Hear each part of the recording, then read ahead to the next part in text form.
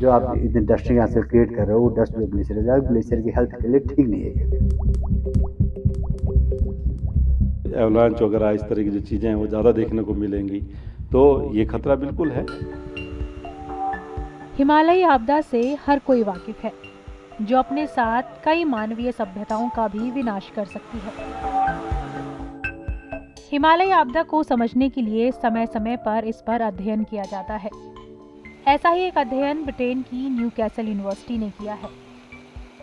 इस स्टडी के अनुसार दुनिया के 1.5 करोड़ लोग ग्लेशियर पिघलने के बाद बाढ़ के खतरे की जद में हैं। न्यूकैसल यूनिवर्सिटी के अध्ययन के अनुसार भारत, पाकिस्तान, चीन और पेरू में इसका सबसे ज्यादा खतरा होने की बात कही गई है। वहीं करीब 30 लाख लोग भारत तो 20 लाख लोग पाकिस्तान में ऐसी बाढ़ से प्रभावित हो सकते हैं। इस अध्ययन में भारत में हिमालय क्षेत्र में आने वाले राज्य रेड जोन में है। उत्तराखंड में साल 2013 में आई केदारनाथ आपदा के पहले देश में ग्लेशियर्स पर निगरानी को लेकर गंभीरता कम ही दिखाई जाती थी, लेकिन अब भारत सरकार के ऐसे कई अनुसंधान और संस्थान हैं जो इसकी मॉनिटरिंग करते हैं। वैज्ञानिक मानते हैं कि हिमालय क्षेत्र में हो रहे विभिन्न कार्यों के चलते ग्लेशियर्स पर डस्ट जमा हो रही है और इसके चलते ग्लेशियर्स की सेहत तेजी से बिगड़ रही है। जो आप इतने डस्टिंग यहाँ से क्रिएट कर रहे हो, वो डस्ट जो ग्लेशियर है, ग्लेशियर की हेल्थ के लिए ठीक नहीं है। क्या करें, आज आपको जो है पूरा वो ब्लैक हो गया, डस्ट से जो है काले पड़ चुके हैं। अब वो जो है बहुत ज़्यादा मेल्टिंग कर कि अगर 2-3 मिलीमीटर का कोई डस्ट की तरफ बन जाती है, तो ग्लेशियर की मेल्टिंग जो है तिगुनी चौगुनी 4-5 टाइम ज़्यादा शुरू हो जाती है। तो वो डस्ट सिर्फ फिर वो है आपका पूरा पॉल्यूट कर रहे हैं आप।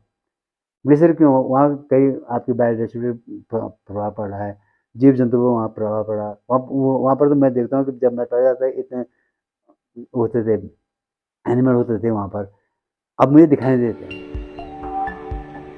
वहीं मौसम विभाग भी कह चुका है कि पिछले कुछ वक्त से जिस तरह तापमान बढ़ रहा है, उससे ग्लेशियर्स के पिघलने का खतरा काफी हद तक बढ़ गया है।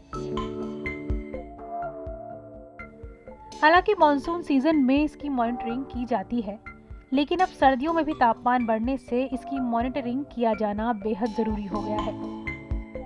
ग्लोबल वार्मिंग का जो एक बताया गया कि भाई इससे जो हमारे जो ग्लेशियर है वो तेज़ी से पिघलेंगे और जो एवलांच वगैरह इस तरह की जो चीज़ें हैं वो ज़्यादा देखने को मिलेंगी, तो ये खतरा बिल्कुल है।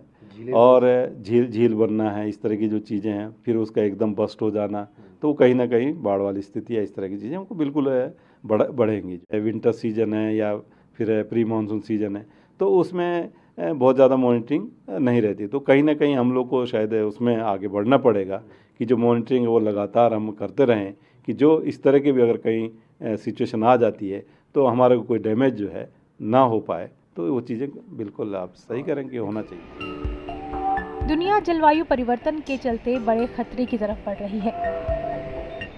सर्दी के मौसम में कम बर्फबारी और बारिश के बाद अचानक तापमान बढ़ने से ग्लेशियर पिघलेंगे ही और इसमें झील का निर्माण भी होगा। ऐसी स्थिति में अचानक झील के फटने से नदी में बाढ़ की स्थिति बनेगी और नदी के आसपास के क्षेत्र इससे सीधे प्रभावित होंगे। ब्रिटेन की न्यूकैसल यूनिवर्सिटी की ये रिपोर्ट वैसे तो दुनिया भर को लेकर है, लेकिन उत्तराखंड समेत भारत के हिमालय क्षेत्रों को लेकर ज्यादा संवेदनशीलता बरतने की जरूरत है। ईटीवी भारत के लिए देहरादून से नवीन उनियाल।